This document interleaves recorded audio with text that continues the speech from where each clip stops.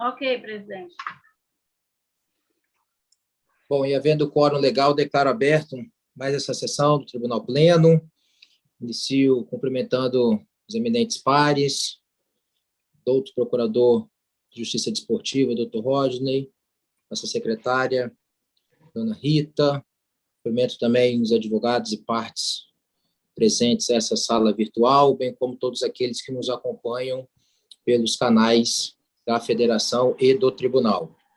Apenas rememorando, essa sessão é uma continuidade da sessão iniciada na segunda-feira, em que nós estamos analisando um recurso voluntário originário do processo 011 de 2022, interposto pela Agremiação Desportiva Ferroviária, em face da decisão da comissão disciplinar que a condenou ao pagamento de multa de R$300, além da perda do mando de campo por uma partida.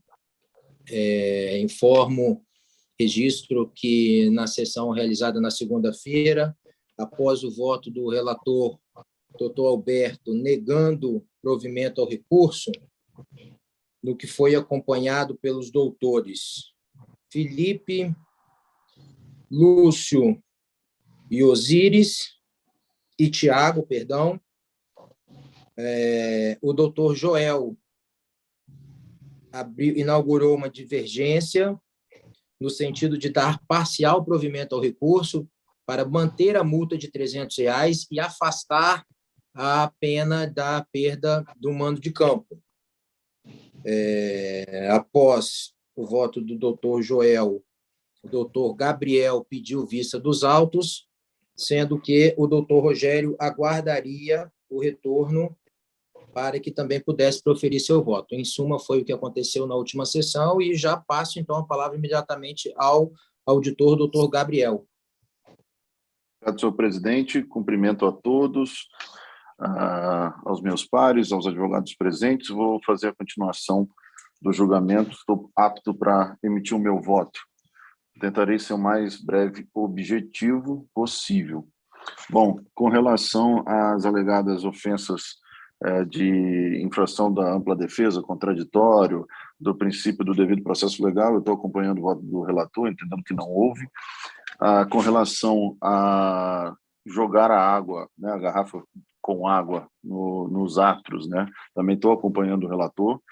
E a minha maior dúvida que fez com que eu pedisse vista dos autos seria com relação ao drone, se o drone de fato seria algum tipo de infração disciplinar e como tipificar isso.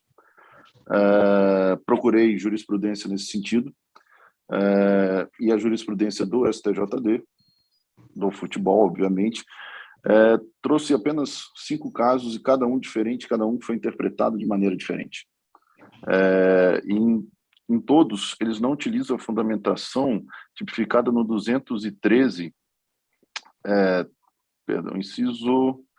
inciso 3, como se o drone no campo fosse lançamento de objeto, mas sim uma desordem na praça desportiva.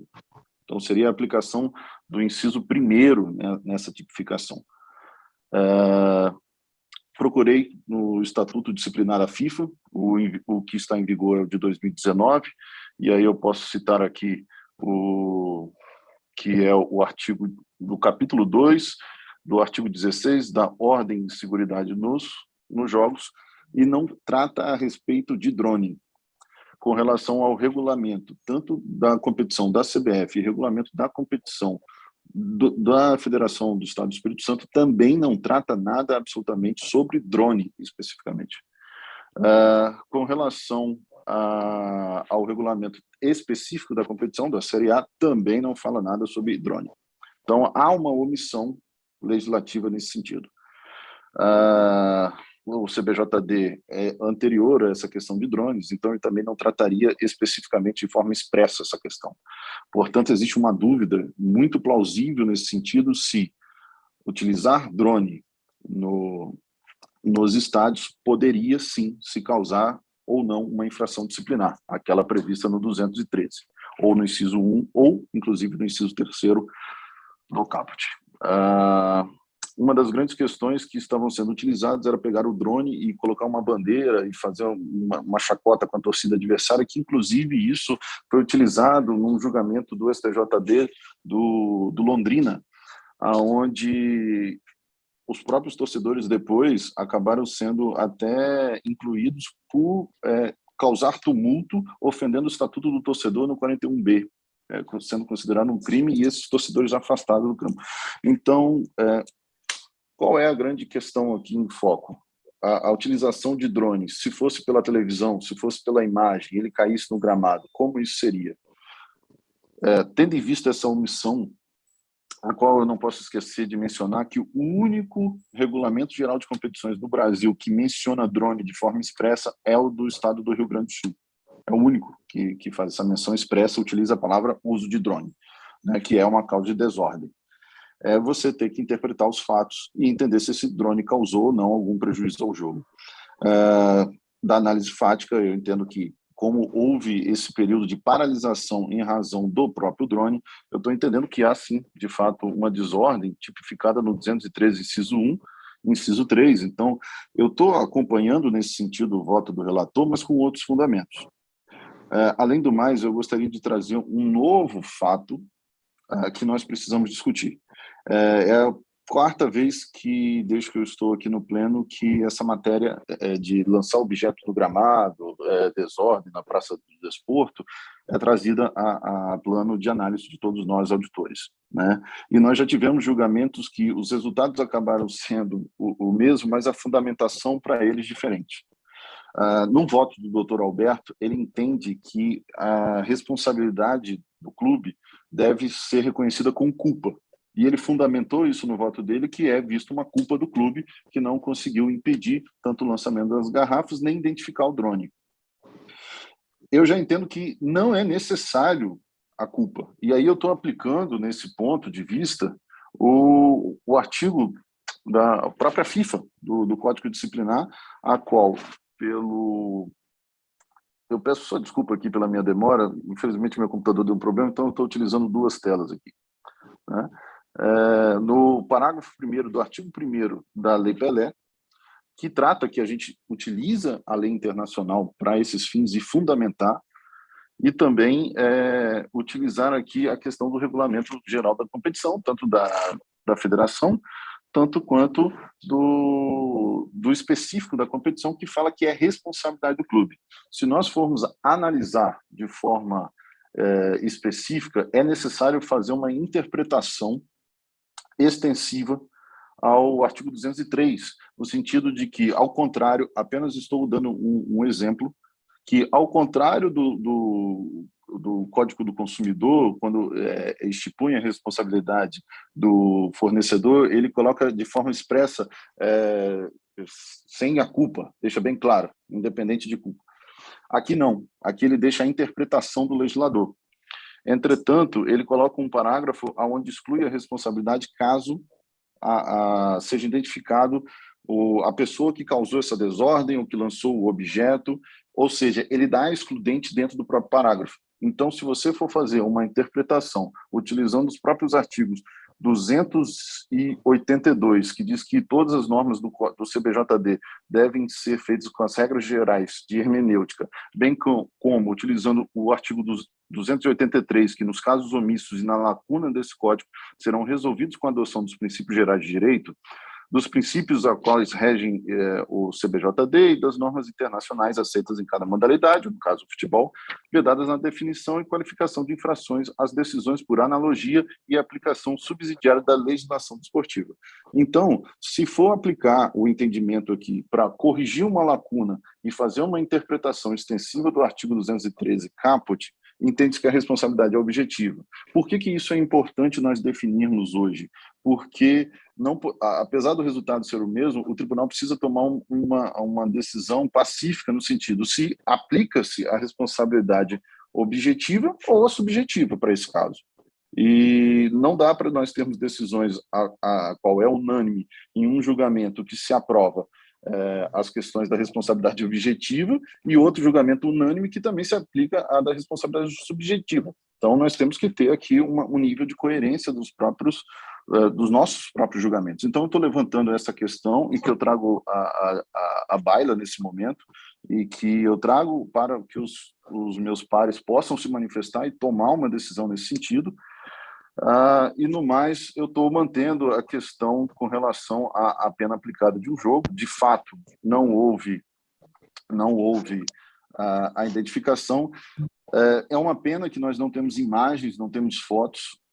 Eu vi que no voto da comissão disciplinar, até o relator citou, né, que é fácil entrar com drone.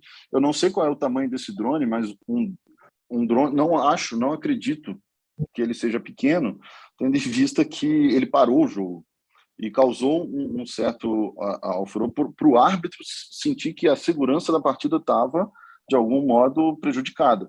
E a volta dele até a torcida da Desportiva demonstra que, de fato, partiu de lá. E eu queria finalizar aqui o meu voto dizendo que o tribunal, em momento algum, ele é protagonista de qualquer decisão de campeonato. O tribunal não serve para isso. O tribunal serve para regular as situações e não permitir que injustiças aconteçam. E um ponto importante é que as penas aqui aplicadas precisam ser cumpridas, precisam ser respeitadas por mais duras que sejam. E se o clube não quer ser penalizado na forma do 213, com a perda do mando de campo, por exemplo, ele deve adotar condutas para identificar o torcedor. Não é plausível nos dias de hoje que não se faça isso. Foi dito, inclusive, no recurso voluntário, que a polícia, foi até um momento, não cabe nem a polícia fazer isso, isso é a segurança do próprio clube. O próprio torcedor tem que fazer isso. Se ele não quer ser punido por não ir no seu campo de jogo, ele deve apontar aquele que cometeu a infração. Ele deve mostrar que foi aquela pessoa. Então, depende do clube. Não depende da federação, não depende dos auditores, depende do clube para excluir a sua responsabilidade. E quem melhor para fazer isso do que os próprios torcedores? Então, o caráter pedagógico dessa pena, que é uma pena dura, não tenho a menor dúvida que a perda de um mando de campo é uma questão dura, mas ela tem um caráter pedagógico e precisa ser cumprido e precisa entender-se a gravidade para que acabe com esse tipo de ato, para que não cometa uma bobagem de levar um drone para um jogo que não tem a menor explicação, ou jogar garrafas, copos, seja lá o que for, nos partícipes do jogo. Então, a pena aplicada me parece justa, e me parece justo também que é preciso ser demonstrado e o clube entender, e os torcedores entenderem que eles precisam também jogar junto com o próprio clube nesse sentido, no sentido de que não permitir que terceiros façam algo ruim e que prejudique uma coletividade. Uma só pessoa não pode prejudicar a coletividade toda, e é isso que essa norma diz. Então, essa é a mensagem que eu gostaria de passar aqui no meu voto, concluindo nesse sentido de que eu estou acompanhando, mudando os fundamentos para isso, e acredito que será necessário, senhor presidente, um posicionamento dos demais colegas, até para que a gente possa já fazer uma jurisprudência nesse sentido, como voto.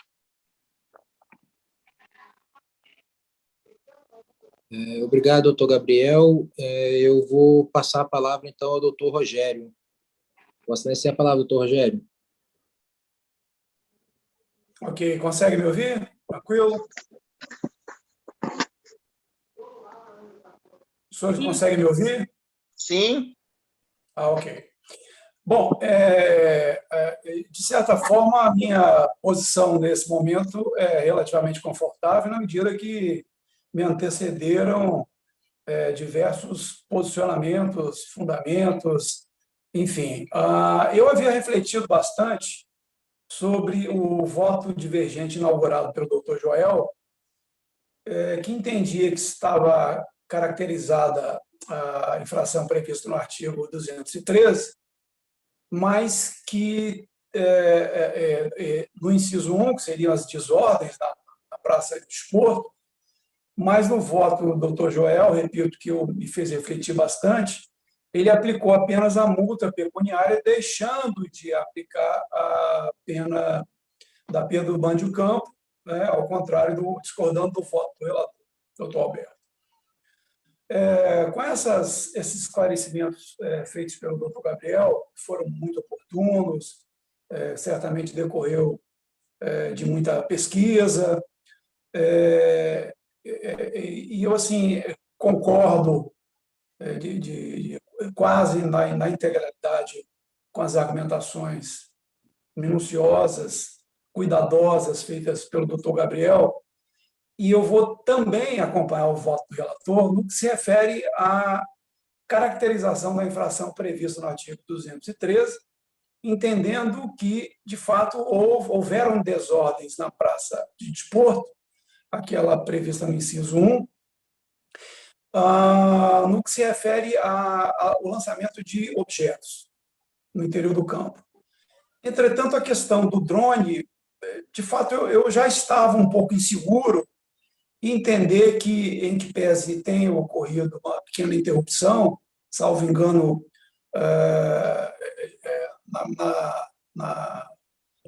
Rogério. Uma previsão de que ela teria ocorrido 1 minuto. Pois não, doutor? Não, isso, não, é só destacando que a interrupção foi por 1 minuto. Isso. Isso não me convenceu de que essa desordem ela foi de tamanha gravidade a ponto de causar prejuízo ao evento. De forma que eu vou pedir vênia ao relator, vou acompanhar o relator, melhor dizendo, de que, de fato, houve a infração, mas eu estou convencido de que houve a infração com o lançamento de objetos no interior do campo, entendendo que, de fato, houve, isso caracteriza uma desordem, então estou entendendo que, de fato, houve, o artigo 213 está caracterizado. A pena para a caracterização do artigo 213 é essa multa, que varia, segundo o Código, entre R$100 e R$100.000, mas eu vou usar divergir tanto do voto do relator quanto das brilhantes exposições feitas pelo Dr. Gabriel, e eu vou acompanhar a divergência do Dr. Joel, aplicando também a pena de multa de R$100. É como voto, presidente. Só uma correção, doutor Rogério. A multa foi fixada em R$300. R$300? Ok, acompanha. Isso. Só para esclarecer. Bom, eu também vou ser bem sucinto, os colegas que me antecederam já foram bem profundos aí nos seus argumentos, nos seus votos. Eu já antecipo e já pedido vênia aos que pensam em sentido contrário.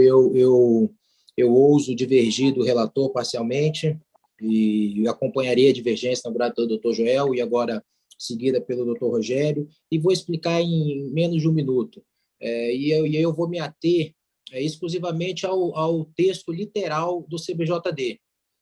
E pela interpretação literal do dispositivo do artigo 213, é necessário aqui enfatizar que houve sim infração, não há dúvida com relação a isso, deve o clube ser punido, mas eu também pensei bastante sobre o que foi dito anteriormente, e entendo que a aplicação do parágrafo 1º ela não ocorre de forma automática. O doutor Rogério até mencionou isso no voto dele agora, né, que a pena do artigo 213 ela é isolada daquelas circunstâncias previstas nos seus parágrafos. Então, só um segundo, eu estou com problema de conexão, voltei. Então, eu entendo que devem ser analisadas sob aspectos diferentes, né, circunstâncias diferentes. Então, com relação à configuração da infração, não tenho dúvidas também em acompanhar a todos, né, que assim se pronunciaram nesse sentido. Por entender que a penalidade do parágrafo 1º ela não ocorre de forma automática, eu me ative, então, às circunstâncias autorizadoras, diríamos assim, da aplicação daquela pena, da acumulação daquela pena, da pena de multa com acumulação dessa pena prevista no parágrafo 1º. E o parágrafo 1º dispõe que quando a desordem, invasão ou lançamento for de elevada gravidade ou causar prejuízo ao andamento do evento desportivo. Com relação ao andamento do evento esportivo, o drone, embora tenha havido aí essa paralisação por 1 minuto, eu não entendo que seja que tenha causado efetivo prejuízo, conforme disposto no parágrafo 1º. E ao andamento do evento, e com relação ao lançamento dos objetos, como ocorreu após a realização da partida, obviamente que não houve interferência no andamento do evento. E aí, a outra circunstância que seria essa elevada gravidade. Embora, e aqui eu ratifico todas as palavras e todas as letras ditas pelo Dr. Gabriel com relação à função do tribunal, a responsabilidade dos clubes, dos atletas. O tribunal não está aqui para decidir campeonato, muito pelo contrário, mas eu entendo que nessas circunstâncias, os objetos em si lançados, até por não configurarem objetos proibidos, como se, por exemplo, tivessem lançado uma lata de cerveja, que não é permitida. Então, assim, não, obviamente que isso não se justifica. Estou falando apenas do termo elevada gravidade. É claro que o fato é grave, deve ser punido, sim, exemplarmente punido, mas eu me refiro aqui, como eu falei no começo do meu voto, estou me atendo ao texto literal do parágrafo 1º, e o termo usado é elevada gravidade. Então, assim, eu não entendo como sendo de elevada gravidade essa conduta a justificar a acumulação das penas. Aliás, o próprio caput do artigo 213 estabelece que a multa pode ser até de R$100 mil, e nesse caso ela foi fixada em R$300 e não houve recurso nesse sentido para eventual majoração. Então, a própria fixação da multa nesse patamar, no meu ponto de vista, de certa forma, demonstra que não houve essa elevada gravidade. Se assim houvesse, obviamente que a multa deveria ser compatível com essa elevada gravidade. Então, assim, por conta desses argumentos é que eu ouso divergir daqueles que pensam em contrário e estou, dessa forma, acompanhando a divergência na forma dos votos proferidos pelos doutores Joel e Rogério.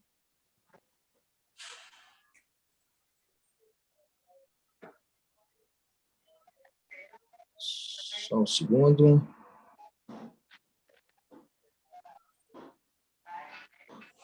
Um segundo que minha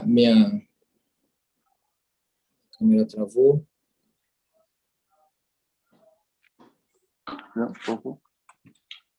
O senhor está aparecendo, senhor presidente, normal aqui, pelo menos para mim. Para mim está normal. Tá ótimo. Pois não.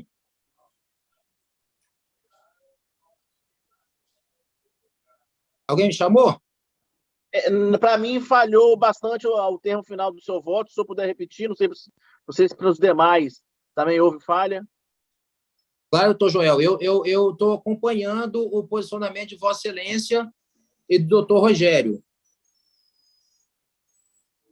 Eu só pedi para repetir, eu havia entendido, só pedi para repetir porque eu não sei se para os demais também houve dificuldade na compreensão, até para fim. Para mim foi normal, tá? Para mim foi normal também. Foi normal também. O problema era ele. Em 15 segundos, doutor Rogério, eu entendi que a pena do mando de campo só poderia ser aplicada quando causar prejuízo ao andamento da partida ou for de elevada gravidade. Eu entendo que 1 minuto do drone não causou prejuízo ao andamento. E entendo que o arremesso de copo ao final da partida, por óbvio, também não causou prejuízo ao andamento. E com relação ao termo elevada gravidade, eu não vejo o arremesso dos copos como de elevada gravidade nos termos do parágrafo 1º. Como eu disse, é um fato grave, deve ser punido, mas a interpretação literal do dispositivo, até como eu ressaltei, por não ser nenhum objeto proibido de entrar no estádio, copo plástico ou garrafa plástica, eu entendi que não restou configurada essa elevada gravidade. E, além disso, a própria multa de R$300, quando o artigo prevê de 100 a 100 mil, a própria multa em valor baixo, e não houve questionamento ou recurso para que essa multa fosse majorada, ela também demonstra que o valor fixado também demonstra que não restou configurada essa elevada gravidade. Então, foi nesse sentido que eu ousei divergir dos demais e acompanhar a Vossa Excelência, doutor Joel.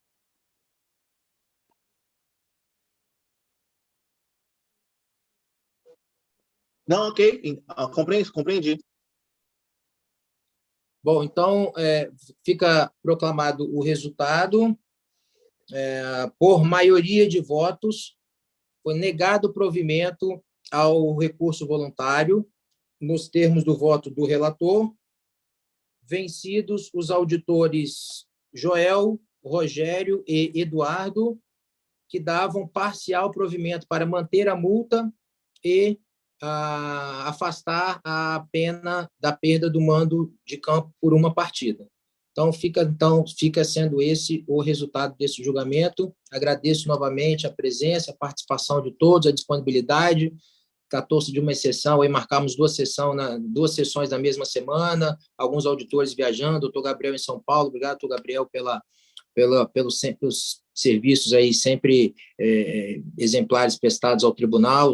Sabemos aí das dificuldades e muitas vezes o sacrifício que Vossa Excelência teve aí nessa viagem para poder estar conectado aqui conosco. E agradeço também aos demais, o doutor Júlio César, que também eu vi que está presente aqui, perdão, doutor Júlio César, não fiz referência aos doutorantes. Não tem problema, Excelência. Fica sendo esse o resultado. Uma boa noite a todos e nos vemos numa próxima oportunidade. Boa noite. Boa noite, amigos. Boa noite, senhores. Boa noite. Ok, boa noite a todos. Boa noite. Boa noite a todos.